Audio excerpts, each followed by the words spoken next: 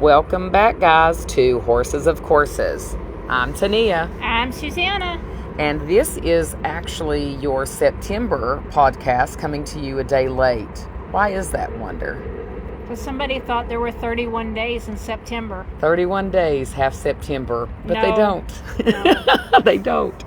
So anyway, this is not your October podcast. This is your September podcast. We'll get you an episode for October. This closer. is the true character of Tinia. Always late. Always late. And honestly, I was proud that we'd stayed on track so far. But to be fair, I have been all over through September, everywhere. I've been to Washington, D.C. I've been everywhere, man. That's been me. I've been to South Dakota, from one end of it to the other. I've been up to Morgantown hauling horses, and I have not had a weekend where I've been home at all. So I think this weekend coming up will be my first weekend home in a month or so. So I'm tired. Bless its little heart. And actually, so we're podcasting to you guys today from Hagyard in Lexington, Kentucky. And Hagyard is one of the leading equine veterinary hospitals in the world. We have had 3 horses seen today, 2 by Dr. Freeland, that we have really found looks so hard for the answer for why a horse is lame. We've really appreciated him. And then Dr. Kidney floated Poncho's teeth. So if you are listening and you have any interest in being a sponsor for Kalani or for Poncho for their care, certainly hop on our website at wvhorserescue.org. I've recently reworked the whole donate page. It's so much more functional. It's a lot easier to find how you want to give.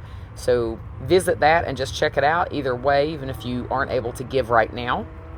And we're going to mention to you that we are getting, in the last quarter of the year, we only have one event left for 2024, and that is our yearly holiday gala. We will have a different theme this year. It's going to be like villains and heroes. So I'm going to go as Ursula from The Little Mermaid. And if Suzanna comes, she'll be Pocahontas. I'm probably not coming. But if she does, she'll be Pocahontas. That one's not my kind of event. So this event, we do have a DJ. We have dinner. It's fancy. We do some silent auction items. We do some awards. Was it the gala last year that we gave you your money for your barn fire? Yeah, last year, Suzanna and Brittany and a bunch of folks that care, without me being aware, did a kind of a GoFundMe that I didn't know was taking place, and gave me your barn back. Yeah, gave me money to fix the barn back, and so that was a video I didn't expect at that last year. And so I think this is our 11th or 12th year. It's our longest running event at Heart of Phoenix. So if you are able to make the trip, we do sell tickets. It is $50 a ticket as a rule, and that includes dinner, and then it's just a good time. It runs about 3.5 hours, sometimes 4 hours. This year will be at the Venetian in Milton, West Virginia. So other than that, we'll get right into it. Susanna wants to talk about lumpy, fat, hot crests. Lumpy, fat, hot crests? Yeah, lumpy. That sounds weird. And they are weird. Well, it's getting to be that fall grass time, and if you've got horses that are air fluffs, you should be aware that it's getting to be that fall grass time, and this is the time where you should have your hands on your horse's crest and looking at your horse's crest and know what it looks like when it's not a problem, because as soon as you see that crest start to swell, you better be jerking your horse off of the grass. And tell them what happened with your crest. So I have not, in my years with horses, Susanna's talked a lot about crests, and I've certainly seen cresty horses that have come in that are overweight or have been, so they have a crest. I've seen it in donkeys where the crest has fallen. And so it's not that I haven't seen it and aware of it, but what happened, and kind of an unexpected situation, we have a very senior mare that came into the rescue in January last year, I think maybe January 1st. Her name is Eve, and she was extremely emaciated, and we worked really hard to get weight on her. And I'm big on the fact that old horses can maintain a perfectly healthy, good weight. But it had been some years, I think, since I had put a lot of weight on a very aged mare that had probably had a lot of foals. So I was really wanting to see her with this really round rump, and you could still just kind of see the croup, and I really wasn't taking into consideration there was fat over the croup. It was covered. It just wasn't a big round rear end. And so I had recently upped her grain, and we had a donor bring a lot of Purina Senior, which is a pretty high non-structuralized carbohydrate count grain. And so we had moved her to that and put her on a pretty heavy amount of feeding, AM, lunch, dinner. And I come in and they start saying, hey, what's going on with Eve's neck? And it was lumpy and bumpy and hot. And I'm like, oh my gosh, we are getting ready to put this horse into a laminitic episode and then I start like looking at her body, and she jiggled. She was so fat. I sent a video to Suzanna rolling my hands through her fat. I was like, who is this? What are you doing? This roly-poly fat old mare that just conformationally at her age, and I don't want anybody to misunderstand, she had fat over the top line. It wasn't thin. Well, it's really that she's carried her body wrong for so long that she's thrown her croup into a point. Yes, but there was a big fat glob over the croup, right? And I just, in not really paying attention to the body of the horse, and just going over all the fat, I really just, it was an unusual situation. A horse not on grass, a horse that's very aged, that we've been putting weight on, and how quickly she went from fine to this big hot crest. So I call Suzanna and I'm like, what now? Throw her the Epsom salt. So we put her on Epsom salt. Was it 2 tablespoons in a 5-gallon bucket of water? It's 4 tablespoons for 4 days. So 4 each day for 4 days in a 5-gallon bucket of water. Make sure they drain the bucket. And so we did that, and I immediately pulled her off grain. When we started back on a senior grain, we got a low NSC. A low NSC grain, and have had no further issues. It did take probably 3 weeks for the crest to totally go away. If y'all knew how much time Tinia and I spend looking at feed bag tags, I get so tired of looking at feed bag tags. And often I want to know certain information, and I'm driving a lot, and so I'll call Suzanna and be like, hey, Suzanna, I need you to do this and look up this, and what about this one? And as you're on the phone, it come to me, there's this other one I want to look at.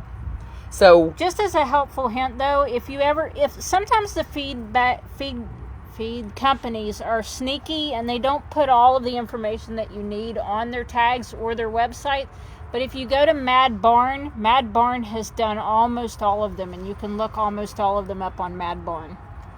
So we crisis averted with Eve. That's it ended up fine, but it was my first encounter with like an onset hard swollen cresty horse. Thank goodness I've talked about it so much so that they knew to send you a picture. Well, and that was the thing. The caretakers and her the volunteer that does so much with her, Kelsey, did see it, and they're like, something's wrong. They didn't understand what, but they knew something was wrong. And it probably one more day and we would have had potentially a laminitic episode. So we did not. So be looking for that. Suzanna talks about it and posts about it frequently. But but my point would be, it doesn't have to necessarily. It can happen in a horse you're not suspecting. Again, a horse not on grass, with no sudden feed changes, and a disadvantaged horse that had been in a weight gain situation. So it's not what you're usually going to see it present in that circumstance, but it certainly can. So, anything else you have about fat, swollen, hot crests? No, I don't know why, but that sounds yucky. Gross. Sounds like something it looks in a romance pretty gross. Novel. And we actually have video. If you hear this and you want to see the video of me running my hands over the crest and then my hands over her fat, and I don't, here's the thing. I talk a lot about horses and obesity, and so it was not intentional, but what a mistake can be made when you get in tunnel vision and you you get so concentrated on, I want this horse to have this, and then look, you're not looking at the whole picture. And so that's definitely what happened there. As I'm driving to Lexington today, hauling our custom-made Corn Pro trailer, I said to Suzanna, this should be our product this month. We've owned many a different brand of trailer. Too many. And I also get tired of Tinia calling me, wanting me to research trailers or tell her whether I like a trailer or tires or to trying the trailer. trying to find a new trailer. I'm tired of that game also. But and I won't say the Corn Pro is not a perfect trailer. The designs change somewhat year to year. We've had a couple of issues with some design flaws on this current Corn Pro. Yeah. But to compare that to, say, a Valley horse trailer, there's no comparison. I think the Delta's okay, but I still think that the Corn Pro and all the trailers we've had in them, we bought this one new, and there, again, some issues could be corrected, but the longevity of the Corn Pro trailer... Well, Morgan's dragging her Corn Pro around, and that sucker is old. Well, and just you can, even not being a particular, like, equipment-minded person, it doesn't take a lot of... Really? It doesn't take a lot of knowledge to just see the difference in the craftsmanship, the weight of that trailer, it's going to take a licking and keep on ticking. No matter how many times your volunteers backing into random things, or how many feral horses you put into it, and so that's like we use steel trailers, the type of horses we haul. So we want a heavy trailer. Yeah. And the Corn Pro that we have now is 7 feet inside, 7 feet of inside measurement, and it's 7.5 feet wide. I think so. It might be 7 3/4. It's a big beastly trailer. It looks like a freaking sailboat rolling down the road. But it also pulls like a freaking sailboat. It does. I mean, you can tell the difference hauling it. And because it is tall, certainly impacts your gas mileage, and everybody doesn't need one that tall. But if you're looking for a stock trailer, I absolutely would say Corn Pro all the way. I wouldn't even now think of another brand, even though we bought a Valley maybe a year and a half ago.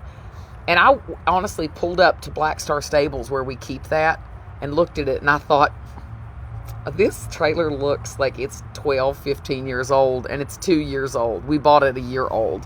So it's 2 years old, and this Corn Pro... But that trailer doesn't get the use that these do either.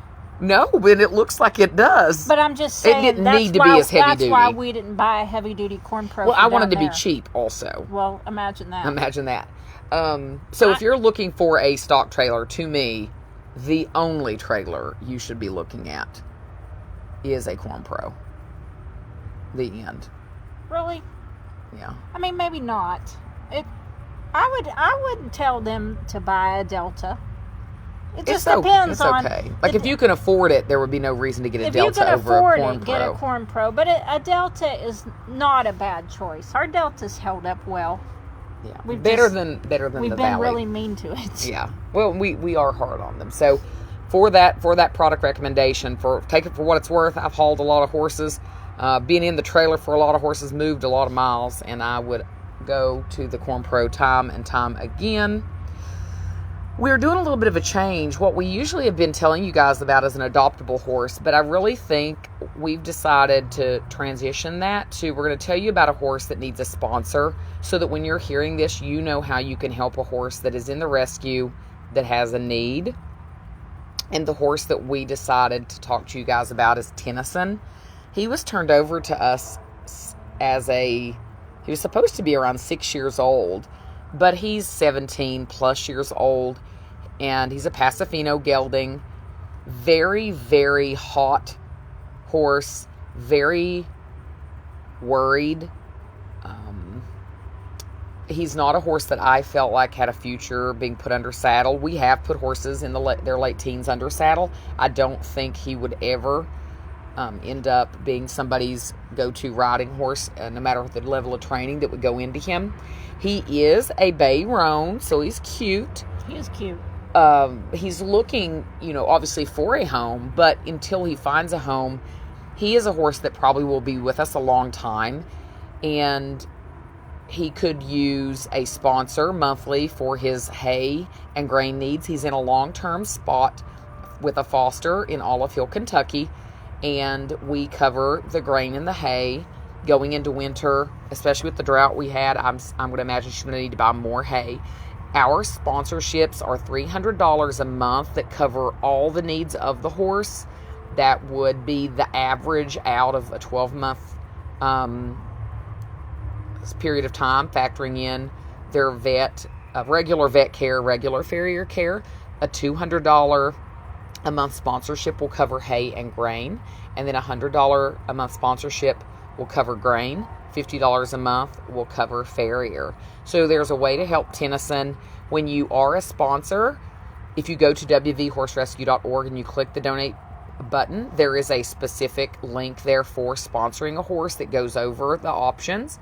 And then you're going to send a note as to which horse you're sponsoring. That way I'm going to see that, and I'm going to know to get in touch with you, and I can send you special updates on how that horse is doing, and photos and things if you would like that. So Tennyson is the horse that really comes to mind that I think will be with us quite a while and needs somebody to kind of stand in the gap and be his person remotely as a virtual foster until he finds a home. Can we do it like stars? Like you can symbolically own a star. Yes, that's what I'm pitching it as. We're going to symbolically own a Bayram Pasafina. You virtually foster the horse. Virtually foster. Yes, you're virtually fostering. And certainly in some instances, if you were local and wanted to visit your fostered horse, you certainly can arrange that. Most of our foster locations, we can make that happen if you want to make the trip. Next is my favorite part. What part is that? The Ding-a-ling of the month. Ding-a-ling of the month. And you know, we hear so many crazy things, you think it would just pop right in our head when it's time to do these episodes. And we had to talk about it back and forth. We always do. And every time we got to be like, because it's an award. We're giving an award too. We have to decide who really rates this award. And this one had a lot of discussion in the chat, the adoption processing chat. Yeah. So this person, I was texting with this person who was interested in adopting someone. I don't even remember who it was now. And so she just thought that she was just going to let us know she wanted this horse and we were going to give her this horse. So I was like, no, ma'am, there's an application process. So I sent her the application link. And then I don't even know how she came up with it, but probably about 45 minutes later, I get a text and she goes, you mean this horse has a fee to adopt? And I'm like, what in the world? So then I thought there had to be a misunderstanding. So I'm asking all these questions in the adoption application chat. Are you sure? I mean, what did she think? And no, just did not understand why we would charge a fee. This person also buys horses from kill pen schemes, but didn't think an organization that's actually truly rescued a horse, truly invested in the horse over what can sometimes be years, should then expect an adopter to pay a fee. I couldn't understand it. She just was going to take her off of our hands. And so, yes, and it's like, no, we will keep her on our hands until the right home comes along. We're not trying to shove the horses out the door. So what it reminded me of, and over the years, how many people have just assumed that when in their mind, they're doing the rescuing, right? But that's not what's happening. We have done the rescue. We are who rescue the horse. We are who rehab the horse, retrain the horse, make the horse ready for a home. They are adopting a horse. The horse is already rescued. The rescue has taken place, and that takes a lot of time and a lot of money. The adoption is the cheap part of the deal as far as taking on that, because the rehab, the recovery, the retraining has already taken place. But it's not the first time someone has acted incredulous at the idea that an organization charges a fee. And to me, it's like, have you owned a horse? Do you know what it costs to get a horse well that has been,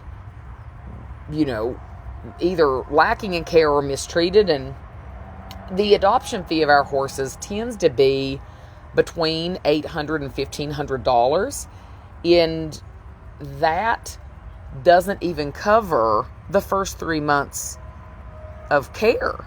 The vet costs alone, vet and farrier costs alone, are half of that on average. By the time a lameness is done on an equinosis machine, blood work, Coggins, full vaccines, dental work, microchip, freeze brand, exam, first farrier visit. I can't even think of any more than 5 horses who have ever come in and left in 10 days. I don't think a horse has ever come in and left in less than a month. I feel like Hunter did really fast. No. Really? No. We've had a couple of horses adopt in maybe the 3 to 4 week time frame, but out of 1,300 horses, it may be 2 or 3. And we've maybe had 5. Yeah, but what I'm saying, 2 or 3 in a month time frame. Less than 5 for sure in a month. And even those horses had a significant investment. And here's the thing, a rescue is not ever operating based on their adoption fees. They're a donation funded organization. Adoption fees are one small part of what helps offset the cost. That's hard to explain to people too. They're like, well, you're making all this money. And I'm like, no, we're losing it actually. We're losing it. Yeah, the money goes out, and the little bit that comes in from adoption fees is nowhere near what it takes to sustain the care of the horses in the organization. So expect to pay an adoption fee. Be proud that you can invest that back into an organization that has poured so much into the horse that you've now decided you want to bring to your home and call your horse. It's nowhere near what it's taken to get that horse where it is. It just never is. So that was our Ding-a-ling of the month. We're going to roll in now to what I think is kind of a perspective we have simply because of the amount of horses we've dealt with in our trainer network. But when you need a trainer, just because the trainer is excellent, it does not mean that it is the right trainer for the horse you have in front of you. When we go through the ATFO walkthrough with trainers and we're explaining things about horses, I speak so much to this. Pick the horse that when I'm talking to you about it, you know it fits your program and what you are strong in. And if I mention things that you know you're weak in, do not pick the horse that needs those things as a focus. Well, and we, unlike other training competitions, we tell them every darn thing we know about the horse, including what his favorite color halter is, because we want them to be the horse that fits. In other training competitions, you just pick a horse blind, or your random draw assigned. Number assigned, or something like that. We give you the background so that you can make an educated guess on who might fit you. And what happens as a result of that, and I know I've mentioned this before, is when you really tell a trainer everything candidly about a horse and you really let them know you will be judged on your ability to pick the right horse for you to train, they all want a different horse in that in the barn. Yeah, it's not usually the one that they walked in and thought they liked. Which shows you how much of a difference it makes when you are very candid about who the horse is, the strong points, the downfalls. But when you're deciding, maybe you've got a horse and you had to retire your old horse, and the trainer that worked with your old horse did a brilliant job, and you just know that trainer is going to click, and you take this new horse you have to that trainer, and nothing is getting better, and things aren't getting solved. It's not anything negative about that trainer. Yes, I wish a trainer would say, hey, we are not a good match. But sometimes a horse is then resold because one trainer failed with that horse, when in fact the trainer that was given the opportunity to work with the horse was not a good fit and did not have the skill set or the connection with that horse to ever have given the horse a fair shake. And you might not know that in the beginning either.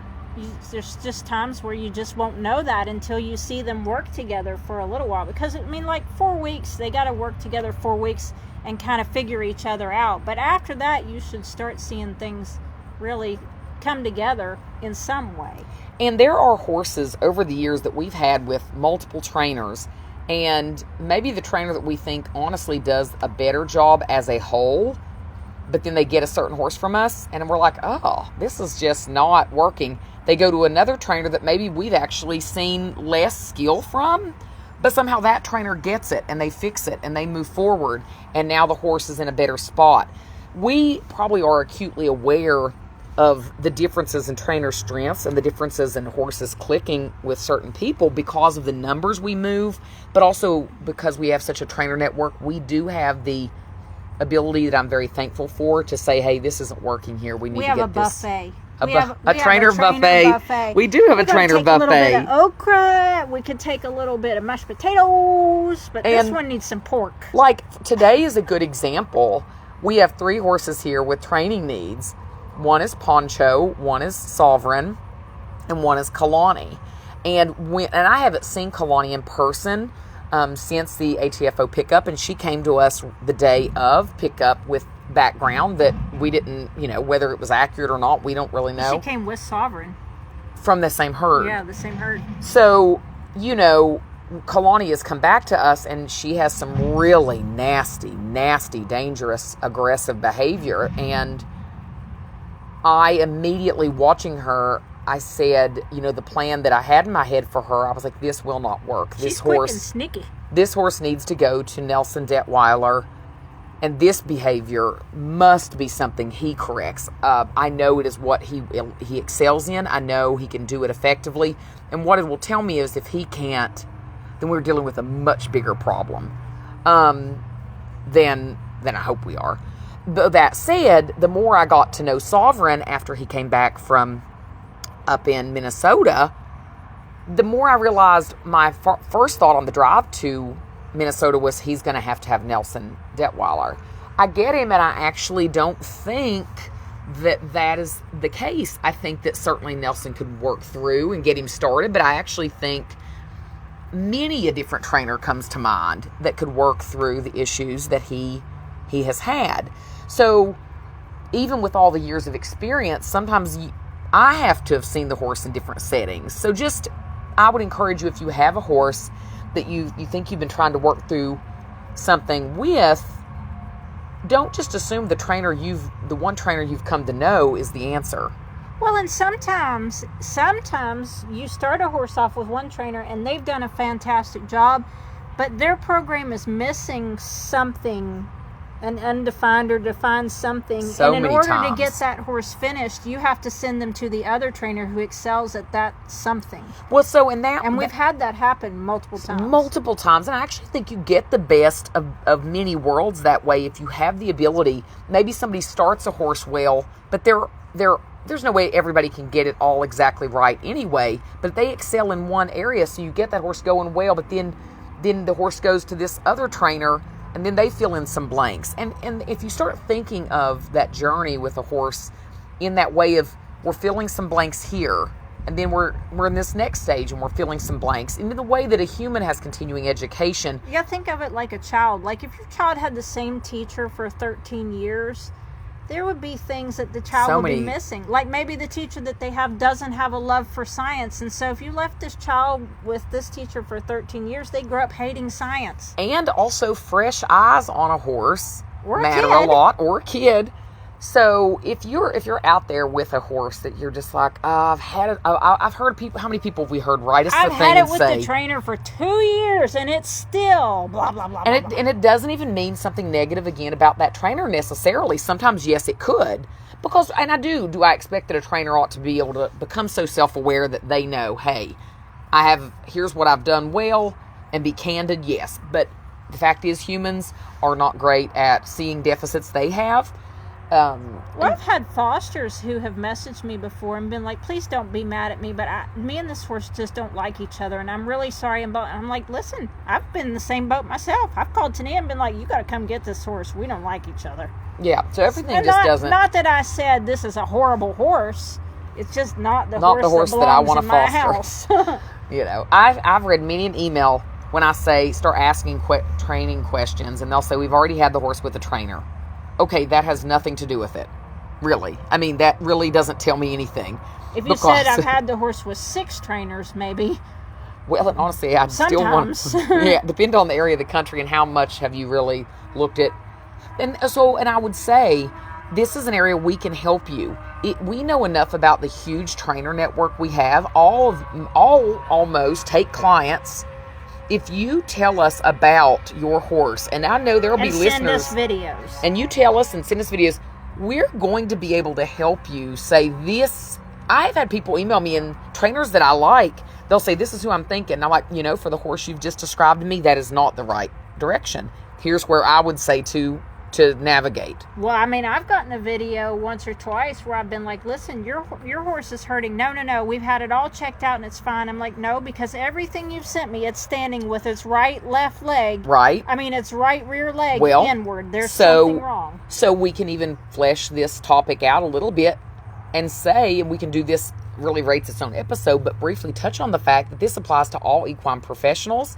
And just because your vet said no doesn't mean the answer is no. Yeah. We just had this very sad thing today, a horse that was turned over where a vet had seen a horse that was surrendered to us, did not find an issue, could see there was something but didn't know what, and unfortunately the horse had what is a significant pelvic fracture with the further diagnostics of an equine hospital at Hagyard. So I guess don't take yes, no as a flat answer that it can't be changed. If you're working with a horse professional, it's fine to say maybe the expertise that my horse needs are elsewhere. Or maybe I've gotten all the expertise this particular person can offer and they've done a great job, but now it's time for another step. Yeah, don't take it like we're throwing everybody down the road, because we're not necessarily saying your trainer has done a bad job. It's just that your horse needs a different teacher now. Yes, and that can apply to dental care, farrier care, vet care as well. And that's kind of its own separate discussion. But just keep that in mind. Are you saying we have more to talk about? Not on this episode, Suzanna. You and I never have anything to talk about. No, not at all. Though I did on my drive here. I said, Suzanna, I've got this audio book, so I'm going to have you drive by yourself. Because she's coming 2 hours one way, I'm coming... Yeah, that was pissy of you, actually. And I was like, I've got Audible for another few, 2 weeks or 10 days, and I got to finish this 40-hour audiobook. 40-hour audiobook. Little fiddle. Oh, so I think that's all we have for you today. I think that's it. My butt's asleep on this concrete. We're sitting on concrete out here behind Hagyard. I'm sure they're like, what are these two weirdos doing?